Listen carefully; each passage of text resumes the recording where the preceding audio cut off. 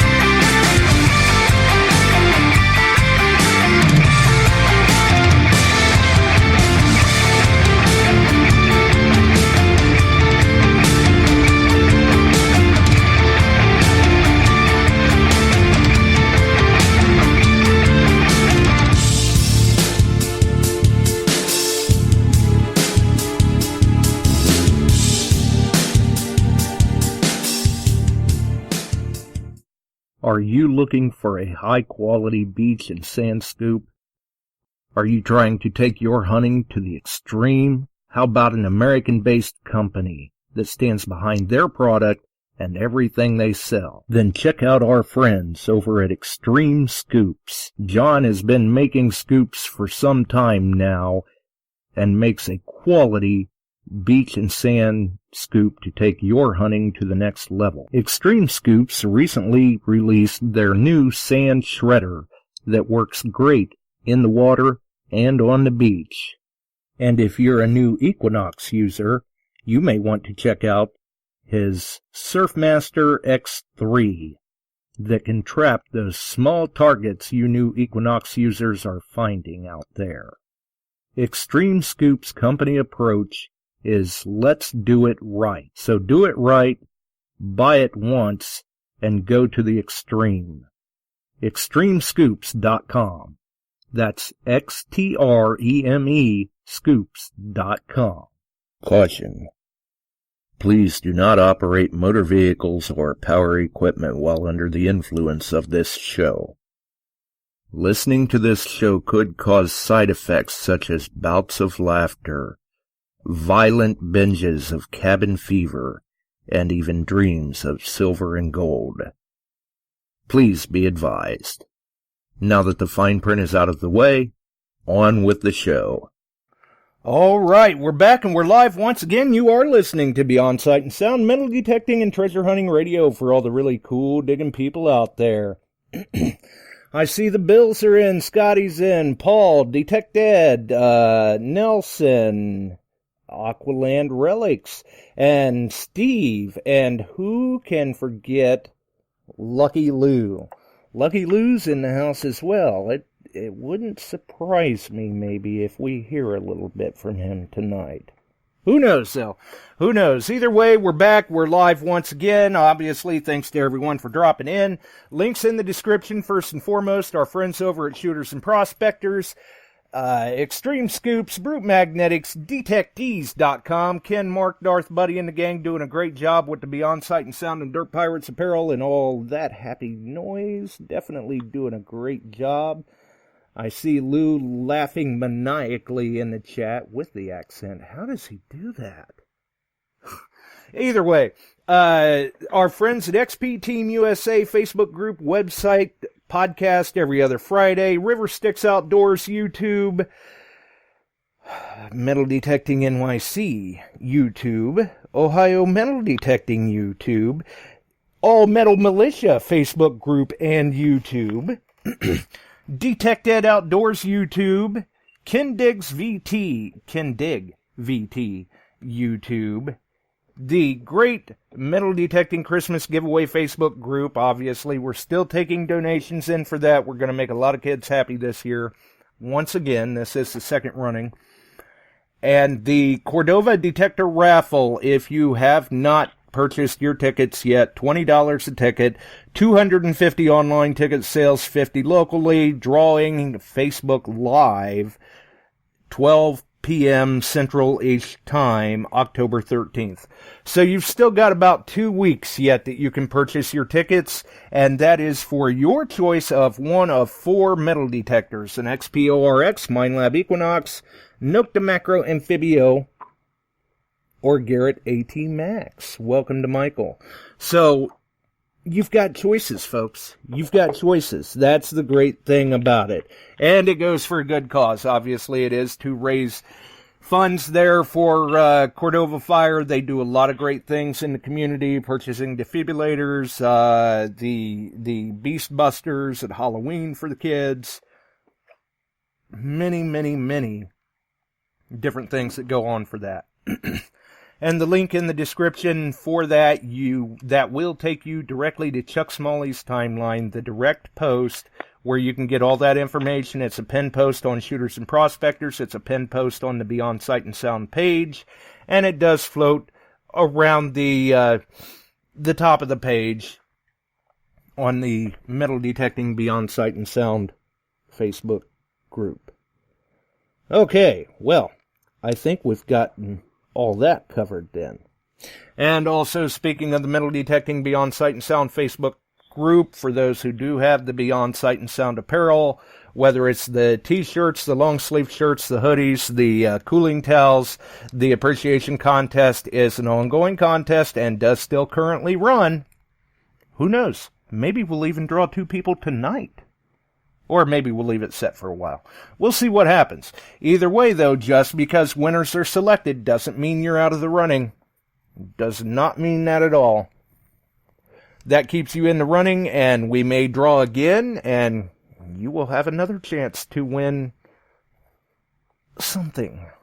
Something small. But it still shows our appreciation. I think right now, currently, the items up for grabs are a copper Megalodon round, very cool, I must say, and a peace dollar. Nice. Nothing wrong with that at all. Nothing wrong with that at all. So, obviously, we had a lot of good information, very good turnout, very good feedback, once again, with Lou talking about permissions. And we have done it in the past. Check out the archives. We've had Connecticut Todd on to talk about permissions. We've had Lou on to talk about permissions, which was a very, very fun and informative show. I did miss the beginning of it. Just a few minutes. But I was there. Really, I was. Let me tell you, multitasking at its finest. It's very, very difficult to be in 2 places at the same time, but we pulled it off that night with a little help from Lou, obviously, because somebody had to cover the floor here while I ducked out for a minute. So, tonight, we're back onto the topic of permissions in a sense, but permissions in a little bit of a different sort. We'll be working in permissions of a little bit of a different sort, I guess you could say. We're still talking about private lands, homeowners, and in some cases, very vast expanses of land. And with the YouTubers that I see in the chat, one other thing too, before we get rolling too far, many of you may know of the YouTube channel Flash in Your Pan. They do hangouts every Tuesday on YouTube. They do their live stream. And Ed, last Friday and last night, was actually running some live stream auctions. And the way it sounds, he is not done yet. He's got a number of nice pieces up for grabs. If you're interested in possibly getting involved with that to help raise some funds, obviously check him out on YouTube, Flash in Your Pan. I know that Bill's in the house. He could probably drop a link to Ed's channel for us in the chat. And go over, subscribe to him, make sure to turn on your notifications so you do not miss the notification when he goes live. He does plan on going live again this weekend, this coming weekend. to do some more auctions. So if people are interested in that, by all means, please go check that out. Very nice pieces. Some of us have purchased a few of them ourselves, myself included. And it goes to a good cause. So be sure and check that out.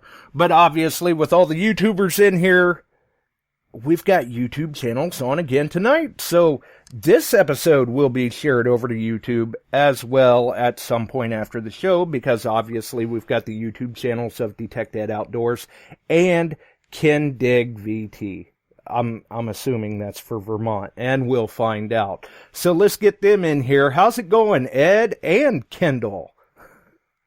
Hey, how you doing, Josh? All right. Hey, Josh, how's it going?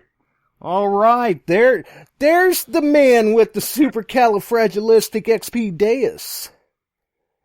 That's me. got out into some Vermont cornfields tonight, actually. Yeah. What? And just in case for some listening, because I know that other people were wondering with Lou, since he's being the coin-licking copper slayer, what is the copper count up to? I'm at 53 right now. Wow. No way I'm catching Lou. Well, if he takes a couple weeks off, maybe I can get close, but He's not taking any time off. No, I don't think Lou takes any time off, honestly. I think actually if he'd retire, he'd just be out there non-stop if he could find a way to charge his machine and hunt at the same time. I still want to see him and Kendall go toe-to-toe one day and just spend a day and see who can pull out the most coppers in a day or the most, I mean, the way those guys find things, I mean, I've seen Kendall many times. I've witnessed him I don't know, he does. He's like the Dave Whisperer, man. Yeah, he knows how to find them. So I'd just have to stand back and watch, because they both move faster than me, so they'd just leave me in the dust, who's that? We're getting these coppers. I'd have to look around for something that they may have somehow missed, because we don't find it all. Yeah. No, it's a game of inches for sure, and it's pretty amazing. Just going back to these same permissions over and over again, and you always seem to eke something else out. Yeah, like they say, nothing's ever hunted out.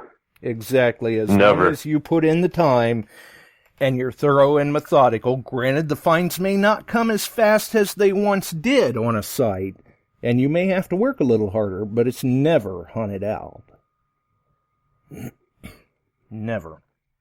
So, I guess we've kind of got two kind of different perspectives here tonight, because Kendall usually does more like private homes, I guess, where you kind of get permissions more for fields, the way it sounds, Ed?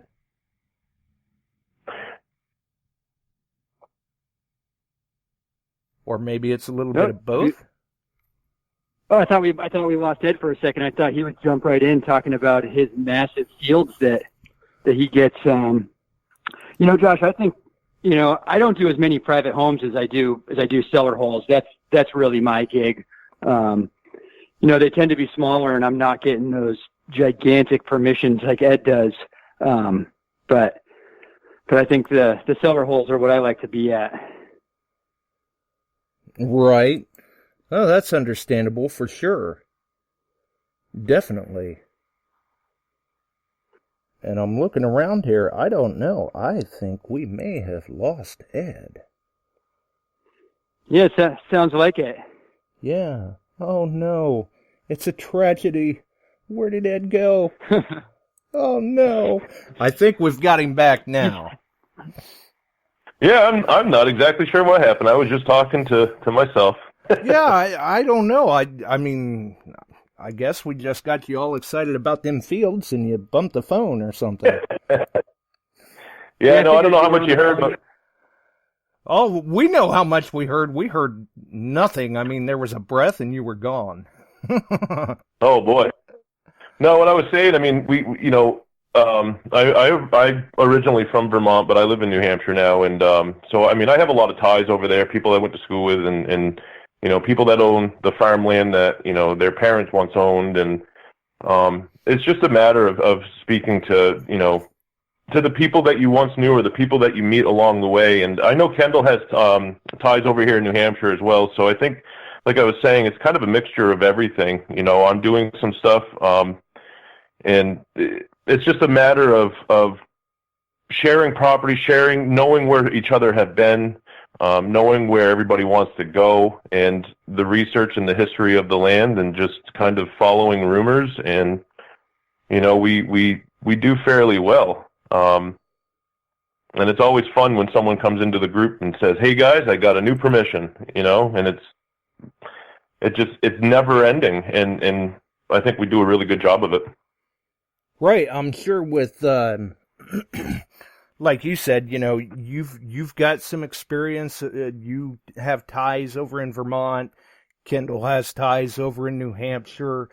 So I'm sure you guys can cover quite a large area and, in a sense, mesh and network well together for the bigger picture. Yeah, I mean, I'm sure Kendall can probably speak more about that, because I know he works a lot, especially for All Battle Militia with Joe and everything, and you know, we have a thing with Joe. You know, he's a permission whisperer as well, and it's all in how you present yourself. Right. So I guess let's start out first with Kendall then. Are there certain things that you may do before you approach a landowner to try and obtain permission, or a certain way that you conduct yourself? Maybe you share some history of the location with the landowner, things of that nature, do your research? Yeah, I mean, I think landowners are always pretty surprised and pretty excited when you know a lot about the history of their house. I do a ton of online research, either old maps or even just getting on Zillow or other real estate sites, and you know, just knowing the year the house was built, knowing what was around it, and you know, just starting off by walking up to a homeowner and saying like, "Wow, that's a really nice house, and this was built in 1790, huh? That's pretty cool." That always gets them excited, I think. Right. Have you ever had anybody kind of you know, automatically be on guard or something like, "Wait a minute, how do you know that my house was built in 1790? Yeah, I think I've had a couple that have been a little bit weirded out by my knowledge of their property. But you know, you get to talk and start showing some finds. I always try to bring a couple things with me that I found at, you know, in other locations, and you know, just get that train rolling, and usually they lighten up. I haven't really had anybody in a while who's run me off at gunpoint or screamed me off the property. In a while? So it certainly has. Yeah, it certainly has happened. No, I guess not really at gunpoint, but it's come close a few times, I suppose. Right, yeah, well, and, you know, I laugh, but it is a very serious matter. I know what you go through. I've been in that situation before. It's not a real fun time. No, man, I had the most beautiful little field permission, and I had talked to the farmer who leased the property, and he said, "Go for it, man. It's all yours." I got out there for maybe 10, 15 minutes. Found a musket ball, found a tomback button, and then I look over and there's a couple walking out towards me, and I walked over, introduced myself, and he said, "What the heck are you doing here?" I explained that the farmer had given me permission, and they said, "That is not his right. He leases this property from us, and you need to get off right now." So of course, right. That was fine. That was okay with me, and then they're writing down my license plate number. They're going to call the cops on me. And, you know, I gave them my business card. I said, if you feel like you need to call the police, well, here's my phone number. I'm really incredibly sorry about that. I thought I had done everything just the right way. But they were not happy. Yeah, and I think when Lou was on the show, we had kind of talked about, say, rental properties, and I guess the leases would kind of fall into that, where sometimes that's kind of a gray area. Lou likes to stay away from those at all possible, and it is. I mean, in some states, that can be a really gray area for detectorists.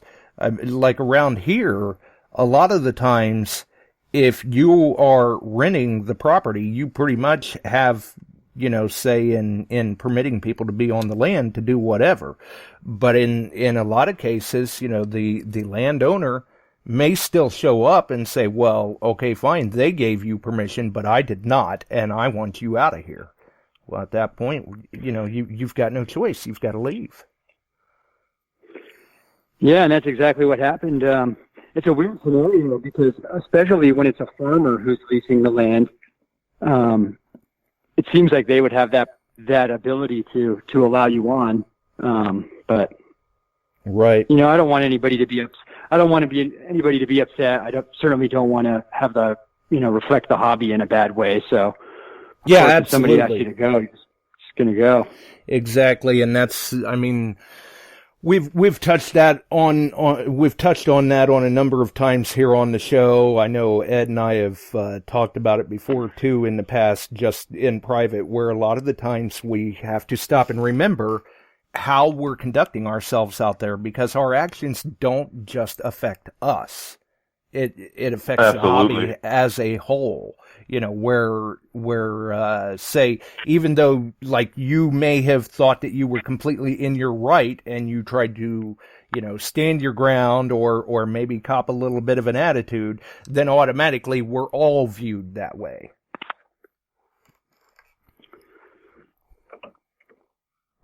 Yeah, that's totally true. And I'll tell you what, I still dream about that permission. I mean, I wish I could figure out a way to get back there. Yeah, it sounds like you were on par. You were making some nice finds up until they stopped you. Yeah, and I thought I did everything right. I did the research. I asked the farmer, and just that one little miss, I suppose. But it happens, and there's always more to move on to. And I think I called Ed up not long after that, and we went and found one of his spots. So nice. So apparently, then you didn't let that be like the end all be all and go, oh well, now I'm discouraged. I'm not going to try to get permission anywhere if everybody's going to be like this. No way. You cannot be discouraged. Right. Yeah. I mean, because unfortunately, I'm sure you've experienced it, obviously. I'm sure Ed has too, where not everybody's our friend. Not everybody's just going to say, hey, sure, go knock yourselves out, have fun with it, hope you find some great stuff. You will inevitably get a no. Or for some of us, maybe we regularly get a no. But you're not out anything necessarily. Chin up, keep going. Yeah, that's the worst they can say is no. I mean, and then that's what it is. Yeah, I mean, there's a couple. There actually, the more I think about it, and hearing Kendall talking about like the cops and landowners, leasing property and having someone change their mind and everything, the more I think about the things that I've been through along the years, and for the majority of the time that I've been detecting, it's just been awesome. I mean, it seems like I could never get a no. And I don't know if it's just because of the connections that I've made or the conversations that I started or, to be honest with you, this year has been, I've had more no's this year than I've ever had in any year. And I've even had, as Lucky could actually tell this story too, is that, we had a permission a few weeks back where, I've dug before, and I've had several people out there before and whatnot, and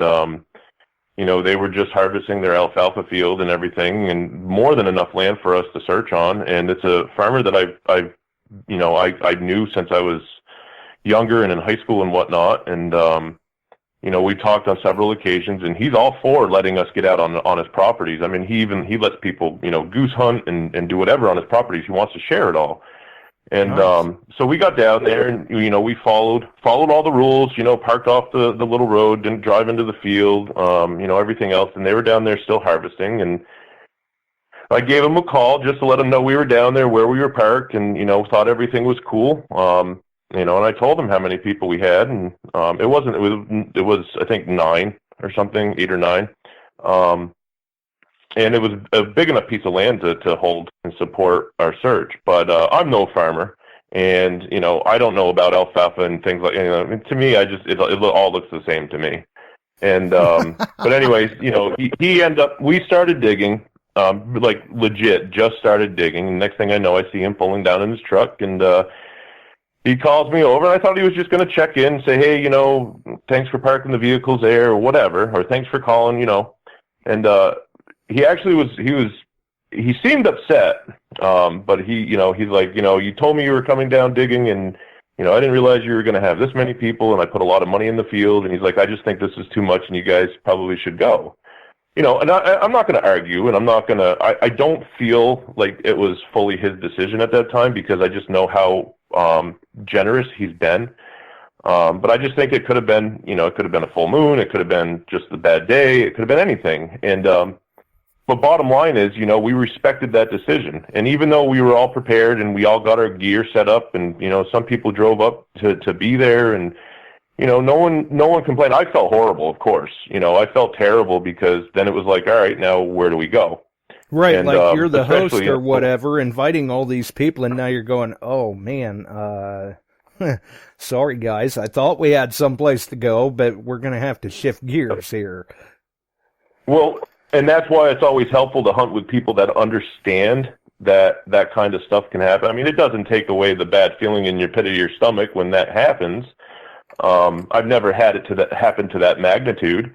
But I mean, luckily we had other people in the group that, they had permissions, and Joe, was quick on the horn, and he took off, and he was looking, and, we stopped at a couple places, and, Joe and Lou went off looking and knocking and whatnot. And, we just put our heads together, and we ended up turning out, a pretty good day out of all of it. And, but I mean, it's the nature of the beast. I mean, at any given time, I mean, you could be at a permission and you're pulling out silver coins and this. I mean, they see you doing that. They could have been the nicest person right off the bat, and they have every right to change their mind.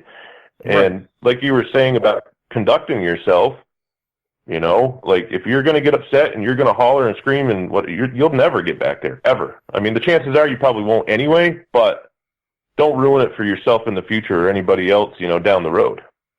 Yeah, exactly. I mean, like you said, you don't want to ruin it for yourself in the future, and chances are good you may not be able to get back on there. But if you're screaming and hollering and everything, conducting yourself in a not so good of manner, not only did you ruin a chance for yourself to get on there, but you ruined a chance for anybody else that stops and asks for permission there, and maybe for their friends as well, because they're talking to their friends too, and they're going, yeah, I had some metal detectorists out here, and man, if they're all like that, I don't want another one asking me for permission. Right.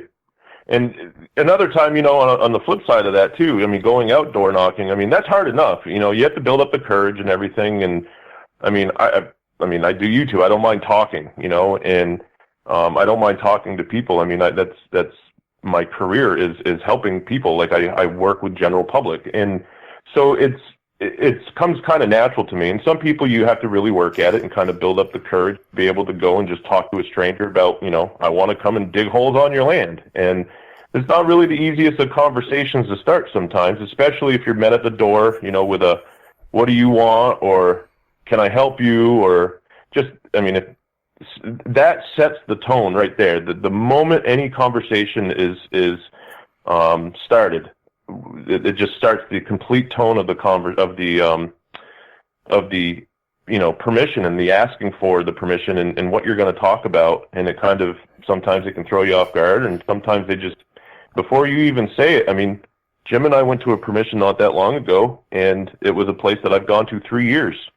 And a couple times I was told no. Once they were never there, and then the place sold, and then, we stopped back by on the way through, and I happened to see people outside. I walked up, introduced myself, and they said, have at it. Dig your hearts out till dark. Go for it.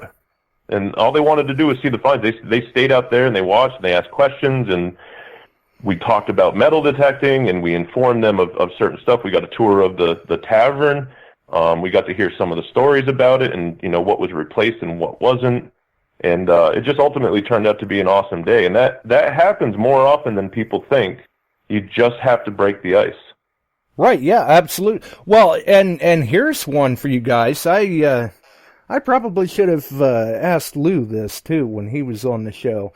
But I know people have reached out to you before for, hey, I lost my ring. Could you possibly help me find it? Maybe it turns into a permission for you or opens up doors to permissions. But if you ever been out hunting, maybe on a site that you got permission for, maybe just in a park or whatever, and you have somebody stop you and literally invite you over just to hunt.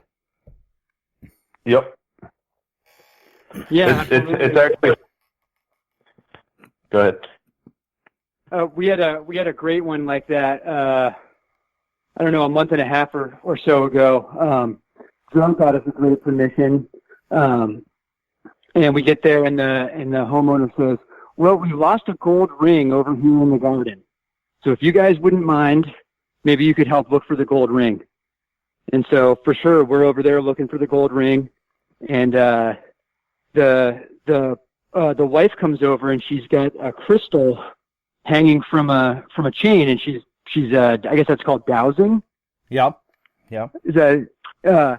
And so I end up just walking along with this homeowner for quite a while. And she'll go to a spot, and she says, "The crystal says it's right here." And I swing over it with my detector, and actually, more than I expected, I would get a signal where she asked me to check. Yeah, were you thinking at first, wait a minute, what's going on here? She's bumped her head. Yeah, absolutely. I thought that was a little bit of witch doctor action there, but I was really surprised. We dug a ton and looked in that area. We didn't find it. She was pretty sure that it was in the garden, and at that time in the year, the garden was pretty long. So I think we owe them a stop back to check it out now that the flowers are dying down and we can really get in there and look for it. But there you go. But yeah, we have that. That's certainly happened to us before. Yeah, I had, that's been a few years back now.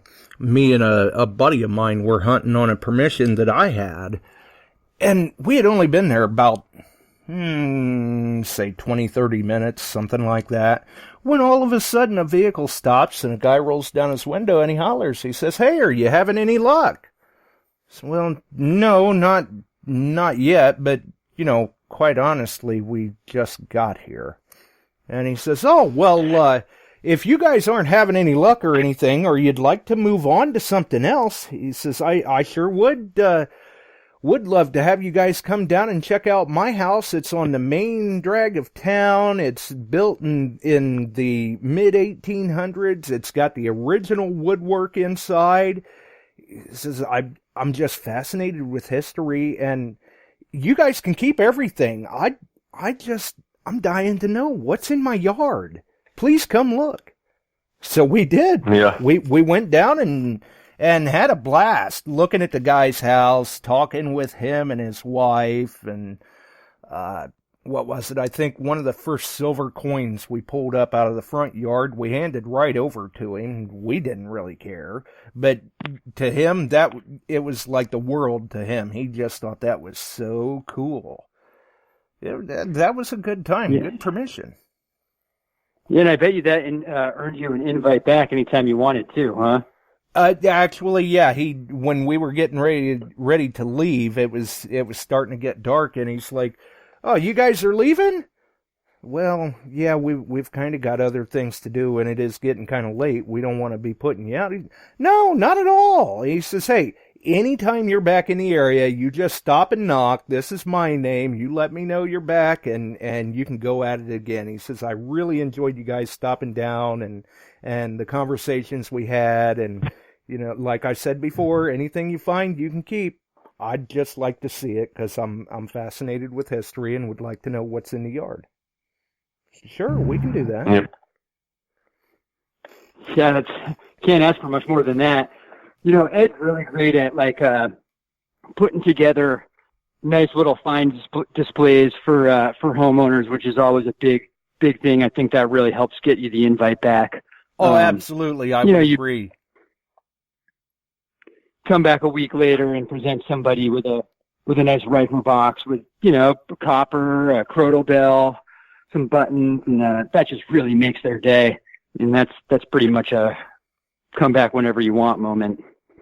Yeah, and absolutely. I think that's something that a lot of people that, especially that are listening, that, you know, maybe they're trying to gather up the muster to go out and actually, you know, they have an eye on a permission that they've been looking at for a while and they just don't know how to approach it.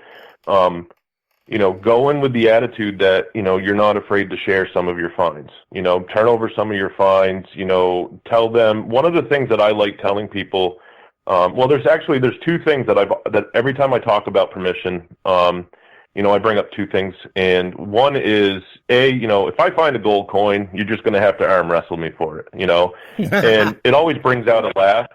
It always brings out a laugh, and, you know, they don't realize that I'm pretty much serious, but it brings out a laugh, and it just kind of sets the tone. But the other is just, you know, let them know what is actually in their ground. I mean, because a lot of what we do is it's good for ourselves, and yeah, we're getting out because we like to, you know, to preserve and find history and put stories together and use our imaginations and ultimately just spend the day outside. You know, you got to encourage others. You know, it really sucks when you go out and, you know, you go to a place and you find out, you know, there's been 3 or 4 other people there and all that other stuff, and you know, some people get upset, but in some ways, you know, I feel good about that because it shows that as long as they were respectful and they did everything and the stories are good and the homeowner is like, oh yeah, you know, they came, they found some coins and whatever. It's part of what we do as detectorists is we're educating people. You know, we need to keep that in mind. We need to keep that in mind every time we go out, anytime we're on YouTube, anytime, you know, people are watching stuff because they want to learn. And, you know, I've been there before, and it was embarrassing at times, you know, calling up, you know, Swansea and Brandon Stewart there, and, you know, hey, Brandon, you know, I got this, and he's like, well, it's this. Like, yeah, people find them all the time, or you know, whatever. You know, he never had a way of making me feel bad about it, but he always educated me. You know, it might have been something that really wasn't anything to him because he's found 1,000 of them, but to me, you know, to have someone in the detectorist community, especially somebody that I looked up to with that kind of knowledge, you know, tell me what I have and all that stuff, you know, it kind of gave me a sense of pride that, hey, I'm onto something. Like, I'm starting to catch on, and I'm starting to figure this stuff out, and I'm actually finding stuff that, you know, people that I see on YouTube, you know, I see them finding it.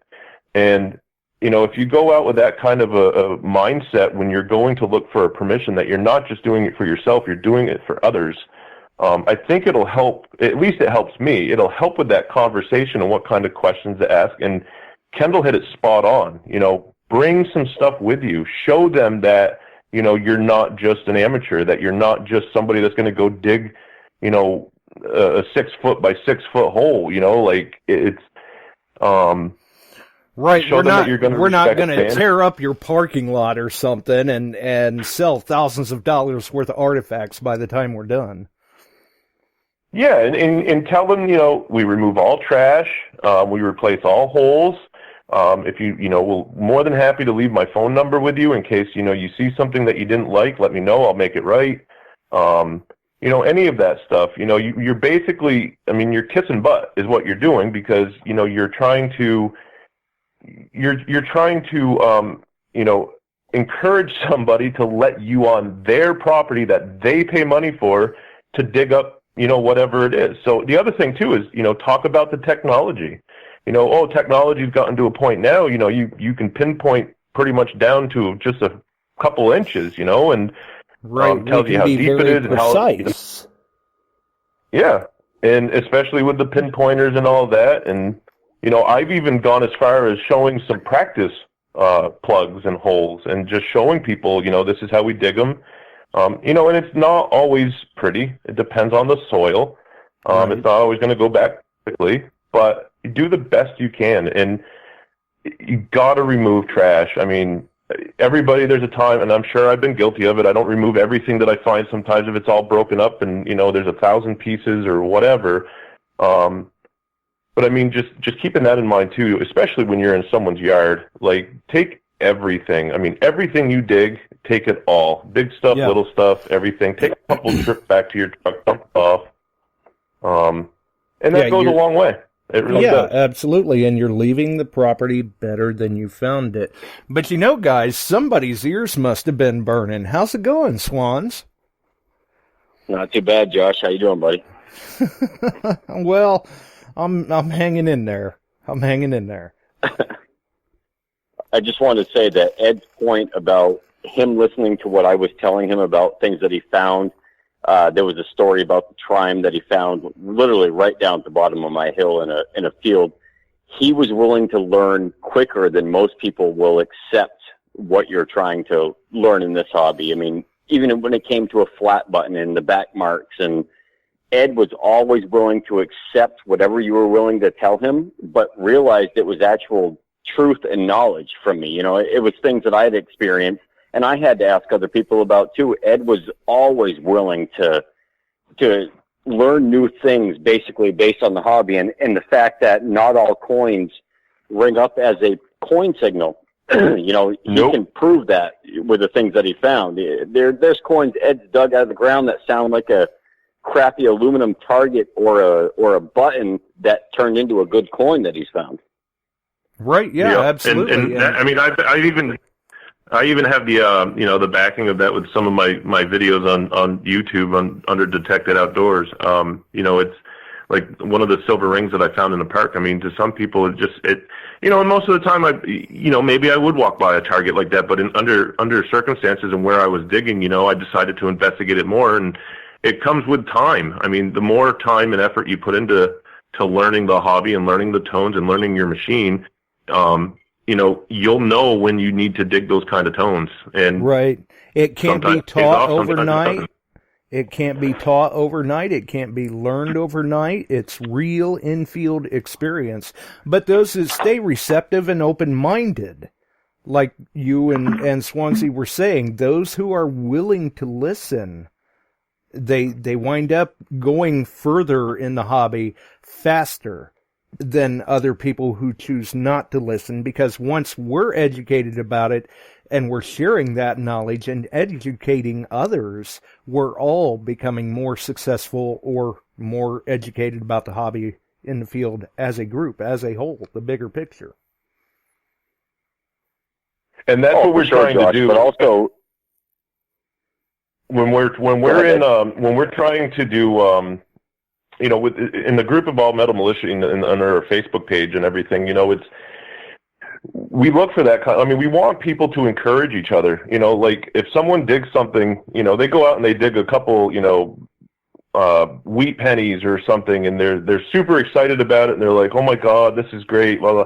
You know, it's always discouraging to see I mean, there's always somebody in the crowd that gets on. They're like, they're just wheat pennies, dude. Like, relax. Like, find the real stuff. And I think a lot of us know some people out there that are like that, and it's unfortunate because that could kill somebody's, you know, want and desire to get out to do it more, because, you know, they feel like they haven't succeeded enough to be recognized. Right. And I think anybody that goes out and digs, you know, they should all have that feeling of being recognized for going out and doing something that, I mean, we all started there. Every single one of us started somewhere. And right. And I think some people, I think some people may not take into consideration possibly when they're being negative like that who knows, maybe it was 5, 10, 25 years ago or whatever, but they were probably excited themselves about their first couple of wheat pennies.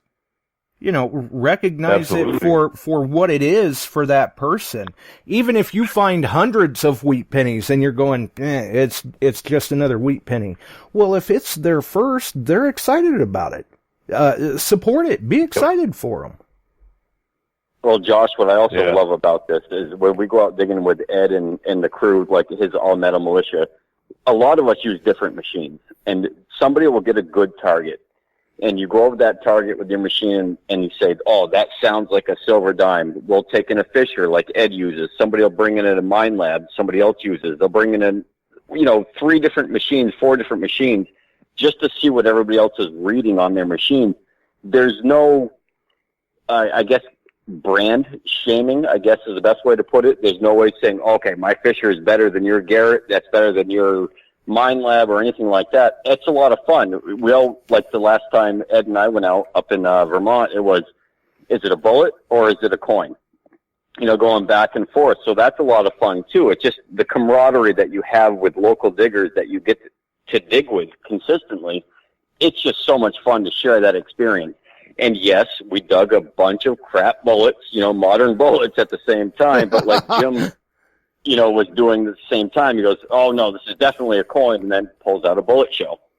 We all did the same thing back and forth, but multiple machines, multiple people, different experiences on their machines, being able to say that this is what I think it is. And that's a lot of fun too. Oh, absolutely. I'll and at least you don't have, like, say, Kendall going, oh, well, see, I called it right. I knew what it was. I found it because I'm running the supercalifragilisticexpialidocious, and you're running an AT Pro. I'll tell you what, I dig a heck of a lot more sketchy targets after the day that Joe found that ECU. Yep. Absolutely. Yep. Because I listened to that and I said, oh, sounds like trash, not much there. It's just a little teeny squeaker. I probably would have walked away from that target. And Joe, I think, was running his AT Gold that day, and he said, no, I'm going to dig it. And he pulls out a big silver coin that was on edge. And, I slow down a little bit now when I hear those ones. And I think I'm digging more square nails. But And you will. You're going to dig more trash. Absolutely, you probably will. But when you dig those good targets, like in your case, Kendall, your GW button, that wasn't the greatest sounding signal, if I remember right. But definitely not. When you dig those good targets from those trashy signals, a lot of times it makes those 50 square nails and 32 pieces of can slaw before it worth it all of a sudden. Yeah, and I think you really get good at that when you're digging quiet fields or fields where you're not finding, or any sort of site where you're not finding a ton, and you start digging those more iffy signals. And I found my first TREME this year, and man, if I was sure that was going to be a piece of can slaw, but I dug it because I wasn't digging much, and hey, that's not a piece of can slaw. That's a TREME. Right, yeah, you find that when signals aren't coming very often, you're going, man, I'm just any sort of a signal, I'm digging it. I got to find something. Just give me something. Right, and all of a sudden you do. Every now and then, sure, you're going to dig plenty of trash that way, but every now and then you get rewarded with that surprising target where you're going, wow, I wasn't expecting this. And that's also a good point too, when you're going to places that have been hunted out, especially if you get a permission and someone says, oh, multiple people have been here, but you can still have at it, and you go there. I mean, if you go there with the idea that you're going to be looking for high tones, I mean, you might as well just, go on a hike somewhere without your detector, because you're not really going to dig much. If you go there with the understanding that, there's a lot of targets that people have passed, and have the understanding that, sometimes those targets, once you flip the plug open, change. Right. I mean, you can find so much more. And not only that, you'll find things that other people have left behind, and you'll also find things that other people don't have. Like there's just certain things out there that they've never found before, and they probably never will, because, it didn't ring up I'll drop the bomb on that with the Fujio that I found the other day. It rang up like I was expecting like a bottle cap, to be honest with you, and to have a coin like that just pop out of the ground. It's like, those, and I'm sure people have been to these places before, and it's just you got to investigate. I mean, that's the whole purpose of being out detecting, is you're investigating and looking into what has been left behind, and Right, not everything is going to be exactly the same. Yeah, you're searching. So, if you're going to search, let's search. A couple of weeks ago, same scenario. I mean, I knew people had been all over the place, and I had dug quite a number of bottle caps, and I honestly thought that signal I was on was going to be another bottle cap. And, shame on me, it come out of the ground, and I got the surprise when it was a war nickel. So it's like, hey, yeah, see, it's a reminder, you can never be too sure. You are the final discriminator. Literally. And I think it's fun to get out into ballparks and places with high trash areas that, I think that's a really good place to practice, especially when you're new. I mean, I learned a lot from doing that, and, even now that I've been doing it for a number of years, I still dig a ton of trash. But every time I go out, I'm learning something new and something different about the machine and about the things that I find, because the more you go out, the more things you find and the more tones you hear and the numbers you see. Yeah. The other week I was out again with the Deus and the X35 coil. And sure, I dug a number of pull tabs, but I was looking for jewelry, and just for fun, I'm out there hitting these signals, and I'm going, yeah, I'll bet that's a pull tab. But I'd still dig it up to make sure. And, 80-90% of the time, I was right. It was just a pull tab. But sometimes it's fun to, kind of go that route.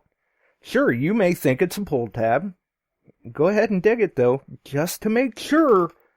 Because there are plenty of other things that will ring up in that trash range that a lot of people miss because they won't dig in that range, because they discriminate it out, or whatever the case may be, that wind up being very good finds for you.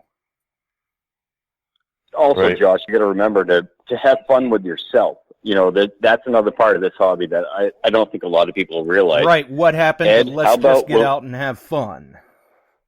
Right. And this was a perfect example. Ed, you can tell the story, but what about your washer excitement when we were up there in Putney, Vermont?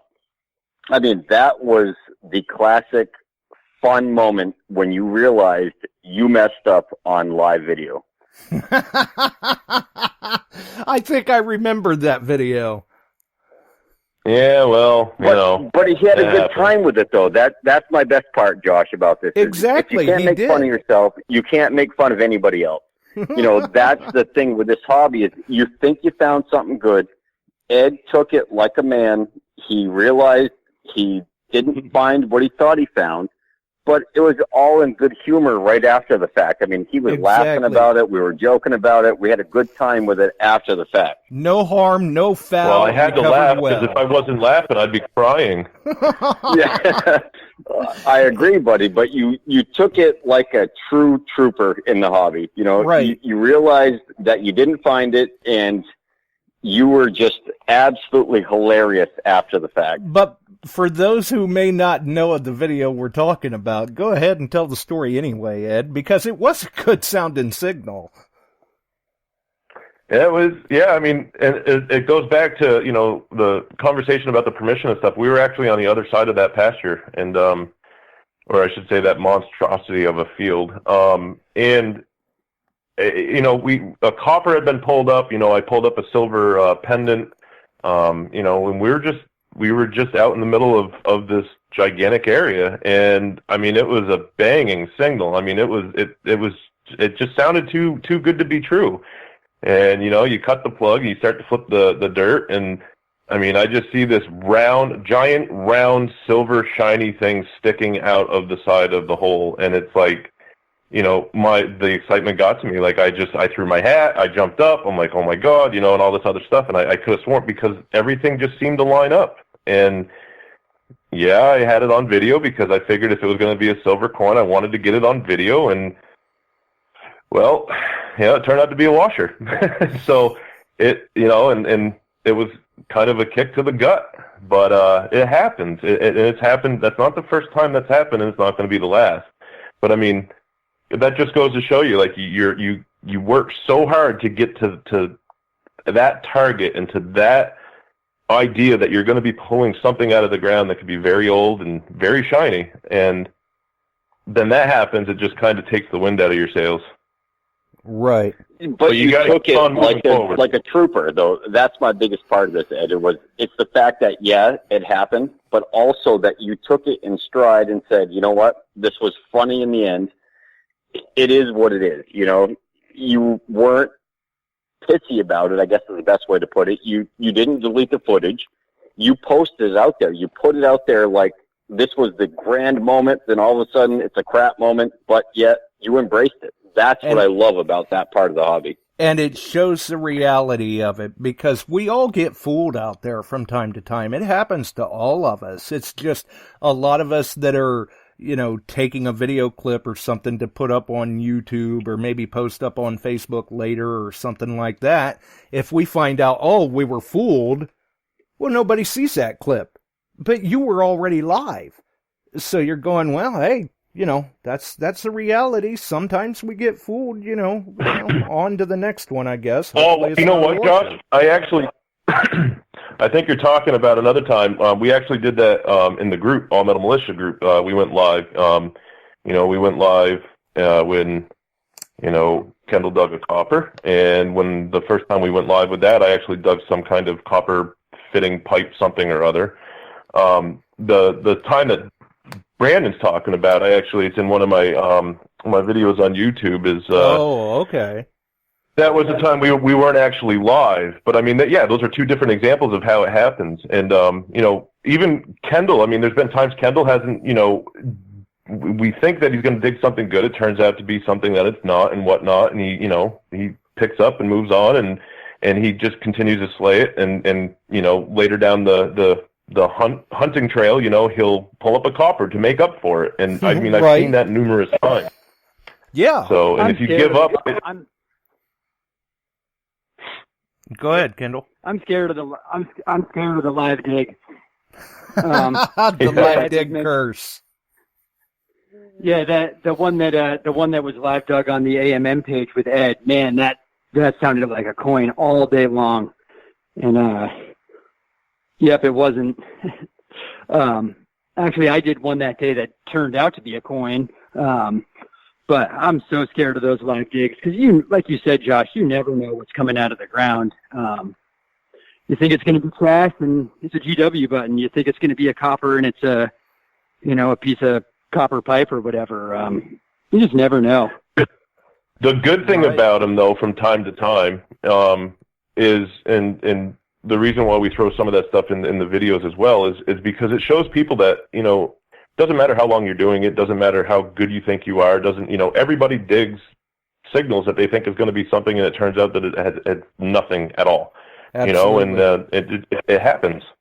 Oh yeah, I mean, I've told people before, like newcomers to the hobby, they may try to meet up with me, and I tell them, look, we don't all go out there and find gold coins and diamond rings every time we're out. That's the world we live in versus the one we like. It just doesn't happen like that.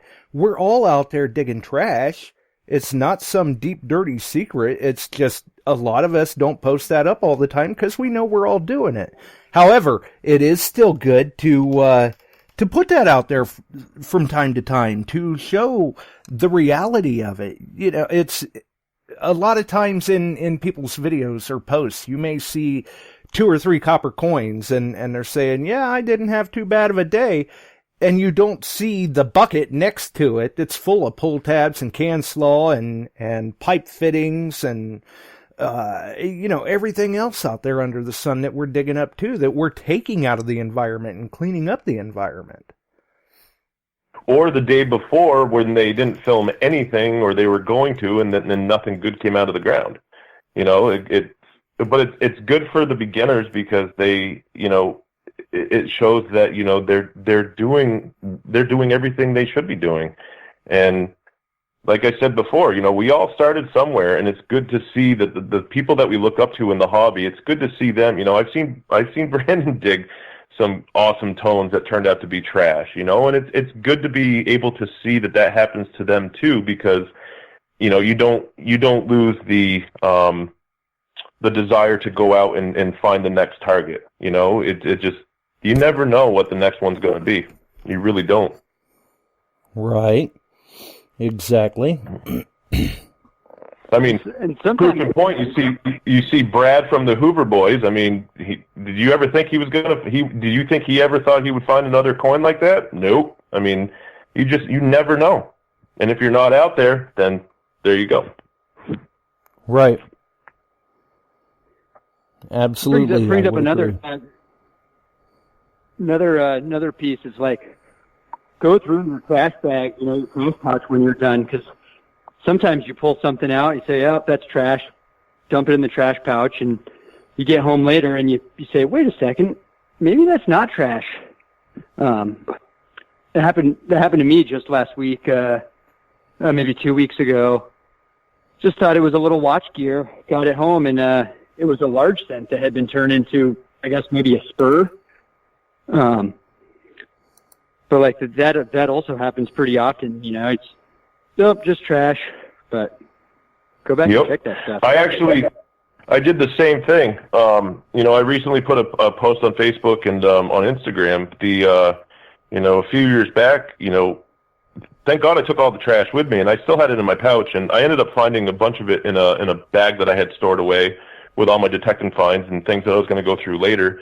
And what I thought was just a flat piece of lead, because usually when you find it, it's either a lead pipe or balled up piece of lead, or you could tell that there's nothing significant about it. But in this case, it was just a little different, so I kept it. And later on down the road, I decided to clean it up, and I noticed that there was a round indentation in it. So the more I cleaned it and the more I chiseled away some of the cemented stuff that was on it, it actually came out to be, it was a matron head that had from 1817 that had been pressed into the lead, and it still had the imprint, but it was reversed and or mirrored, I should say. And it just, a piece of trash that I had all of a sudden just it gained a complete different I don't even know the word I'm looking for. It was a completely different relic at that point. I mean, it was, a trash to relic, basically. And, someone bored back in the day, or maybe someone, a kid was messing around, maybe they were going to try to make a counterfeit or, something like that. It opened up a completely new storyline for that one piece of trash that I thought I had dug. And now it turned out to be one of my most favorite items that I have ever found metal detecting. Yeah, that's a good point, Kendall. I did the same thing. If you guys remember when Heath Jones and Butch Holcomb came up to New Hampshire, I think it was not last year, but the year before in April, to come metal detecting. Yeah, I think it was Bone, wasn't it, or after Bone? Trash heap. Right, exactly. During the Bone event, and I found that rock that I was going through the bottle dump trying to figure out what I could find for bottles, because Jim Truist got me into the bottle dumping thing. And I pulled out a rock, threw it aside, didn't do anything, didn't find much in the hole, threw everything back in, and I got my finger stuck in that hole. It was the pipe mold from the 1700s clay pipes, which of course was made out of limestone, so the metal detector never would have found it either. But it was the same deal. It was, I had to investigate it because I wasn't sure what it was. It looked weird. I couldn't figure out what it was, so I sprayed it off with a garden hose from the homeowner's house, and that was where that pipe mold came from. Right. Absolutely. I would have to agree. And I believe that was your first interaction with the Equinox, wasn't it, Swansea? That's correct. Heath Jones had brought a couple of them up coming to the Bone event. I tried it out a few times. I'm not going to lie, Josh. I still don't use it. I still use my Garrett. It's a backup machine. I use it occasionally, but I still prefer my Garrett machine. And when it comes to pound the ground, I'm taking my Garrett with me. There you go. So you are attending Pound the Ground then? That is correct. Nice. I will see you up there too. Yeah, I was going to say, are you all traveling together then? Because Kendall and Ed are going too. Well, I'll tell you one funny fact. I've never met Kendall, which I'm looking forward to because the guy is hilarious in the videos. He is a personality on his own. I have never met the guy, but I am so severely looking forward to it. I think you and Kendall too, man. I think you and Kendall are gonna hit it off well. Yeah, that's awesome to hear. Yeah, Joe and Jay and I are going to roll up on Friday afternoon. I think we're going to meet Ed and Jim up there and hopefully find a ton of stuff and get to hang out with a ton of awesome diggers. It should be super fun. Well, you're looking at, I think you guys, if you're in the same area that I'm from, Ed and I, it's a 4.5 hour drive. No, it's 3 hours and 45 minutes the last I checked. You might be taking a better route than I am, buddy. You'll have to get a hold of me then and give me the route you're going. 'Cause for me, it looked like it was 4 hours and 34 minutes. Right. Yeah, I'll send you the map. Compare some routes there or something. Maybe between, the collaboration of a few of you, you guys may all be able to shave some travel time off. Well, I'm staying up there an extra day, too. After Sunday's hunt, there's no way I'm going to want to drive back. So I figured I'm going to stay Sunday night, too, and then drive back on Monday. Well, I see. Well, nothing wrong with that. Well, Josh, if you remember the CWPPO hunts, those were long days. There's no chance that after a hunt that long, I'm going to want to drive 4 hours or 3 3/4 hours back. No, you're right, absolutely. And, it never hurts. Make sure to get your rest and everything before you make the trip back. And, heck, who knows? Maybe you can find another permission or something to hunt for a little bit before you do have to return home. That would be amazing. I'm sure none of you would be opposed to that. Well, with twins on the way, I got to try to save my personal days. So I'm leaving after work on Friday and coming back for Monday morning because I'm going to need those personal days come December. Well, yes, that's a very good point. I don't know if my phone died out, but what was that, Josh? Kendall was saying that he has to save his personal days. Oh, no, I meant the question about taking the days off. I got you. Right. I missed a little bit of that. Yeah, Kendall has to save his personal days for December, which I believe I had commented on the post, but since we've got you on the show anyway, congratulations, being the expecting father of twins. Yeah, thank you. Things are going to change a lot. I'm trying to get as much digging as I can in now because I think it's going to get a little quieter in the headphones come springtime. Right, yeah. At least for a while. I'm thinking they're going to get louder in the headphones. Well, that could be too. But that's the way it goes, I mean, this is still. Look at it this way: in a few more years, you may have 2 young up and coming diggers under the wing. Yeah, I'm hoping so. That would make it really great for me to be able to bring the girls out and find some cool stuff with them. But I don't know if you guys ever watched The Detectors. I love the scenes where I forget the character's name, but he's got the baby and the baby Bjorn on the front of him, out swinging the fields. I think that's probably in my future here pretty soon. Hey, it may sound a bit strange, but actually, I have known a couple of people that's exactly what they did, so they could still go out and hunt. They're still watching the kid, they're still hunting, and as their child got a little older, it was nothing to see them out there with a stroller and hunting at the same time. That's awesome. Yeah, of course, Kendall would need a double wide stroller, I guess, twin stroller. But hey, it would work. I'm sure you could find a way to pull it off. Yeah, there's a Gary Heckman. Do you know him, Josh? Yeah. He was telling me recently. I bought my Deus from him. I guess a year and a half ago or so now. That he's got a sled set up that he puts his big coil on the back of the sled and drives through the fields on his four-wheeler with the headphones on and just kind of waits until he hits an iron patch.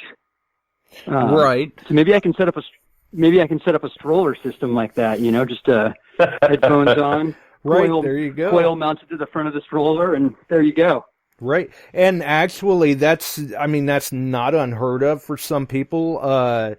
There are some well-known meteorite hunters that they will do exactly that, where they will just drag a large coil behind an ATV or pickup truck, whatever, and once they hear that big signal, then it's time to stop and investigate. Well, perhaps I have a new business venture here. Right. That technique has paid off for them on more than one occasion. I'll put it that way. The one other thing that I wanted to mention about permissions, Josh, too, is hunting with people and going out and joining the hobby together and everything.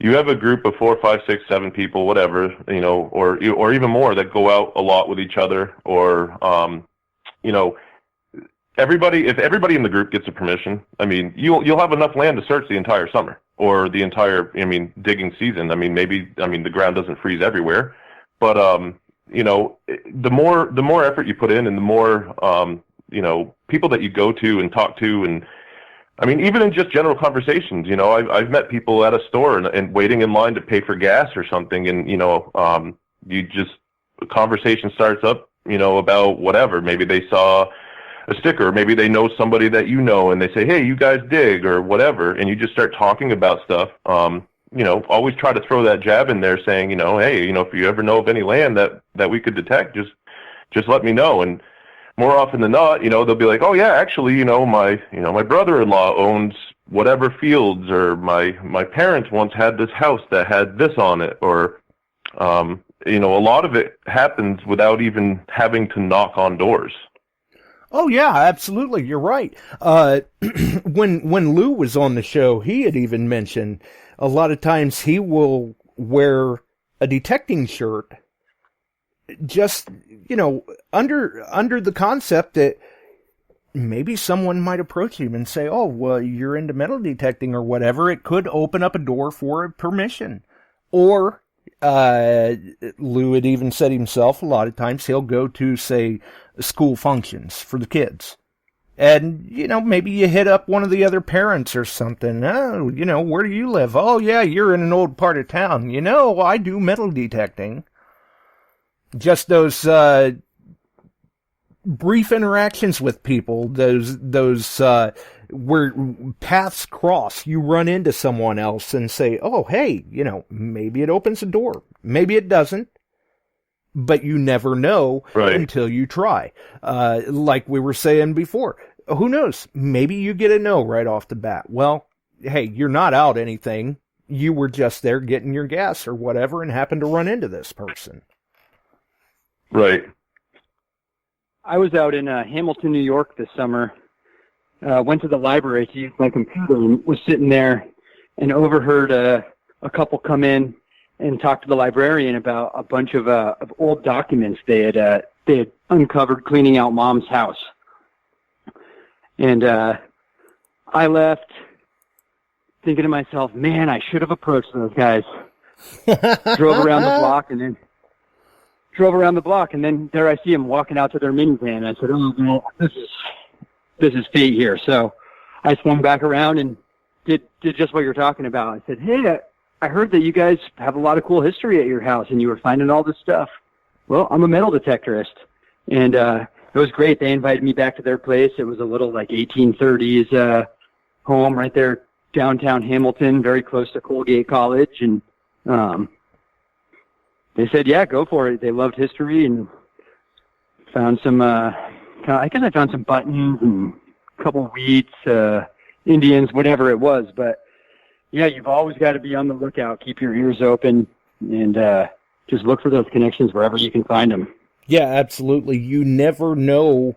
I mean, it's just like when you're out detecting. You never know what the next target's going to be, what's going to be under the ground on that next signal.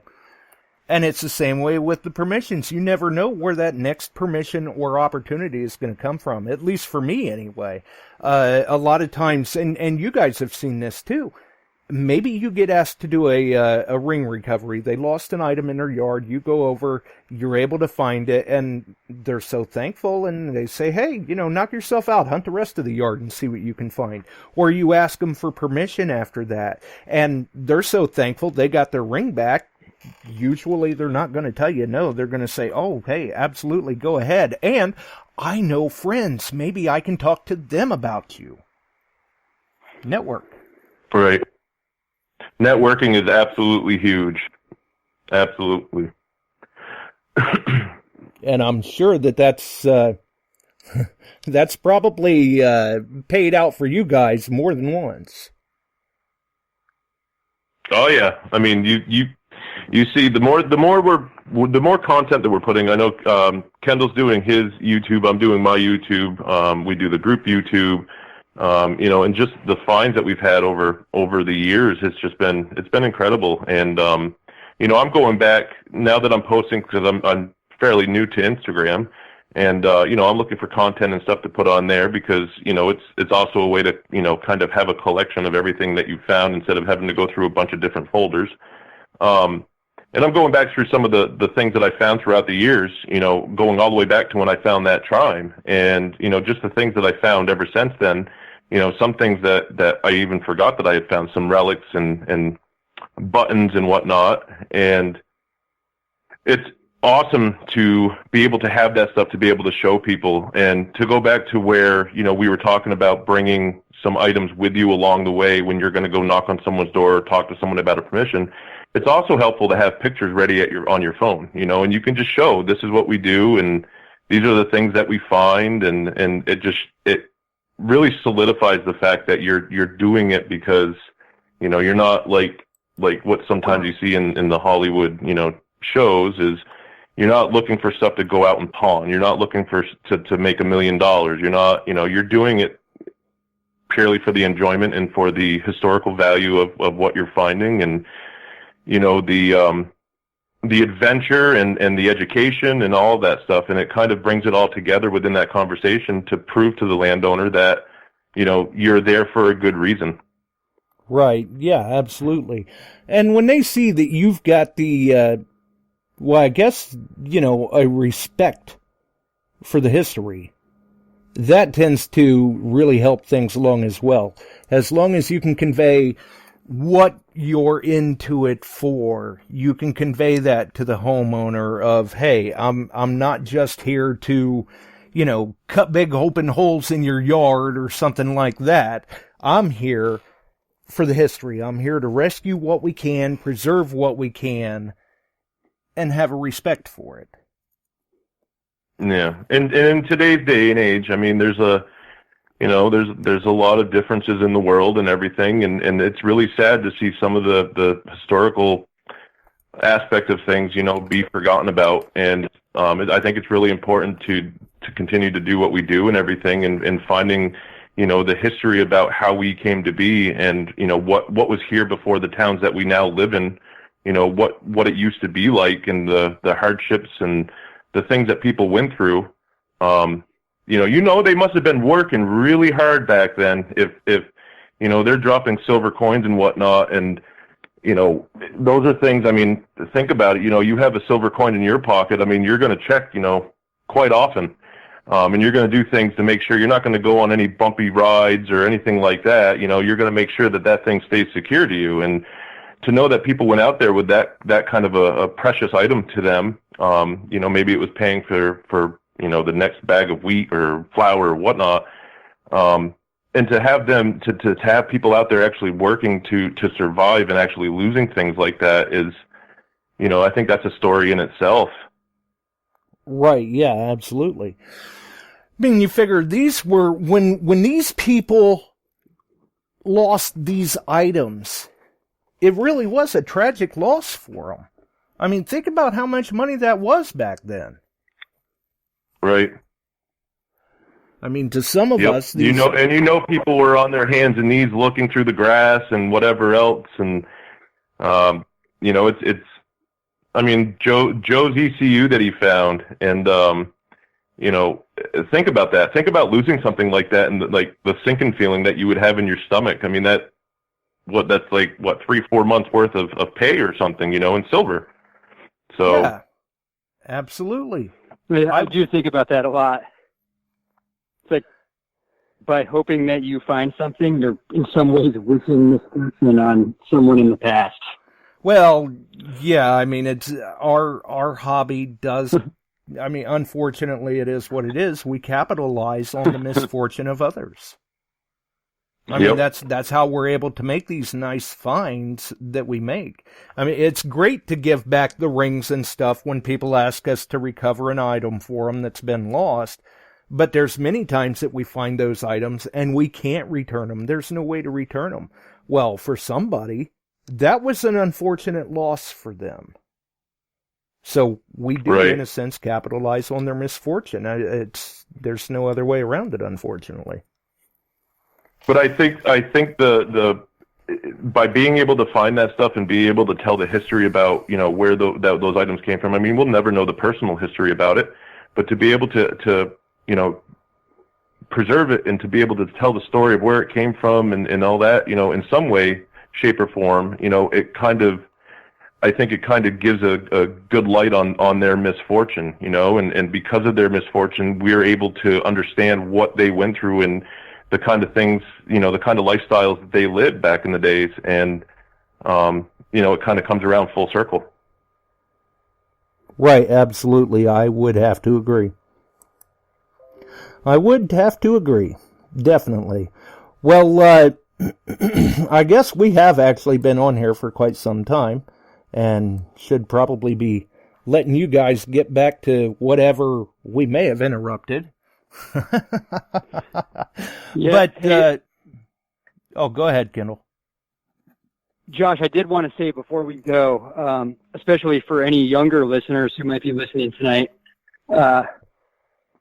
your mom is the best person to help you get permissions, or at least my mom is the best person to help me get permissions.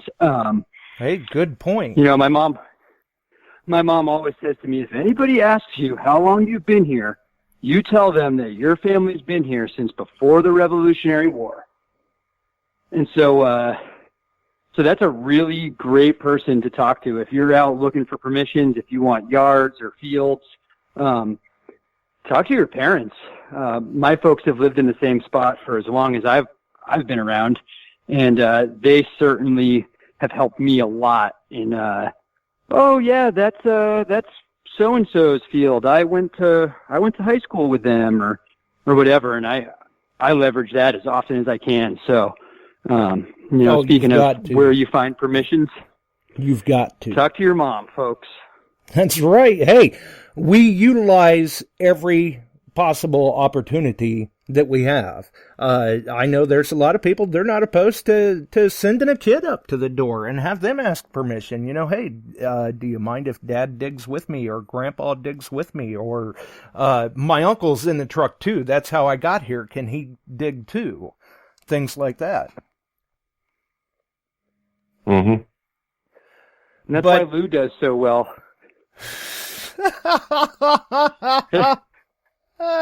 Right. Well, and the first time I dug with Lou and he told me he had a 19-year-old daughter, I was like, what? Lou looks like he's 25 years old. Absolutely looks. He does not look like he should have a 19-year. He does. He looks young. He does. But there again, we'll utilize any opportunity we've got if that possibly opens the door. I would have to agree. Definitely. But before we go, though, I do want you both to take an opportunity to let people know where to find you. Mention your YouTube channel, things like that. Yeah, Kendall, you can go first, bud. All right. You find me Kendiggvt Vermont on Instagram, Kendiggvt Vermont on YouTube, though I haven't been posting too many of my own videos lately. And yeah, Kendall Edkins on Facebook, All Metal Militia, digging with those guys a lot and just trying to have fun. You may want to also mention the spelling for the YouTube channel. Oh yeah, it's Kendiggvg. I think you had Steph. Do you have Steph on your show a couple weeks ago, Josh? Yeah. So Steph gave me the second G back at Bone. Okay. Well then, so now we know how it came up. Yep, Lou gave me the nickname Ken Dig, and then Steph said you really got to have the double G. So Kendiggvt Vermont. Well, there you go. Way to do it. Way to do it. And for you, Ed? So obviously I dig with the guys from All Metal Militia. I have my own YouTube channel. I've been trying to crank out some videos. I really enjoy doing it. I think I'm up to 15 or 16. I have another one coming out that I've been working on. Within the next couple of days, that'll be out, and hopefully people will be able to get to see it before Pound the Ground, and I'm looking forward to that as well. But my YouTube channel is DetectEd Outdoors. It's just DetectEd with the E at the end, capitalized, DetectEd Outdoors. My Instagram handle is DetectEd Outdoors 3. Of course, I'm on Facebook and whatnot, and I'm always more than happy to chat with anybody, answer any questions, or share the knowledge that I've learned over the years, and kind of pay it forward from when I was starting out and Brandon was helping me out. Right. Very good point. Very good point. Very good point. Also, then, before we go, I did mention we may draw winners for the appreciation contest, so why don't each of you, Kendall and then Ed, pick a number between 1 and 12. 7. Okay, and Ed? I'm going to pick number 1 because usually number 1 never wins, so I'm going to say number 1. Okay. Well, I will have to check those numbers then. Obviously, 7 and 1. 7 gets the peace dollar and 1 gets the copper round, and we will make those announcements after the show. Until then, though, I think we're going to roll. So for everyone else, unless you two have anything more to add. No, I'm good. I definitely appreciate you inviting me back on the show and letting Kendall and I, talk some more metal detecting with everybody. It's been great. Awesome. Always love to talk shop. Well then, we're going to roll on out of there. Hang in there with me, guys, for a minute. And for everyone else, if you enjoyed the show, make sure and throw us a like. You can follow us here on Spreaker, iTunes, iHeart, many of the wonderful podcast distribution services, Ohio Metal Detecting on YouTube, Beyond Sight and Sound on Facebook, Metal Detecting Beyond Sight and Sound, and many of the other wonderful Facebook groups out there, All Metal Militia, Dirt Pirates Detecting, Ohio Relic Hunters. The list just goes on and on and on. At this point, the way it looks, Wednesday will be an archive run. Those that follow my page, my timeline, they know I'm up for treatment, so I'm going to kind of have my hands tied a little bit this week. We'll see what happens. Maybe there'll be an open lines show, but at this point, it does look like an archive. Until then, don't forget our friends at Shooters and Prospectors, Extreme Scoops, Brute Magnetics, DetectEdes.com, XP Team USA, River Styx Outdoors, DetectEd, Kendiggvt, All Metal Militia, the Great Christmas Giveaway, and the CORDOVA Detector Raffle. Do not forget that one. You've got 2 weeks left to buy your tickets, folks. We're out of here. Have a wonderful evening.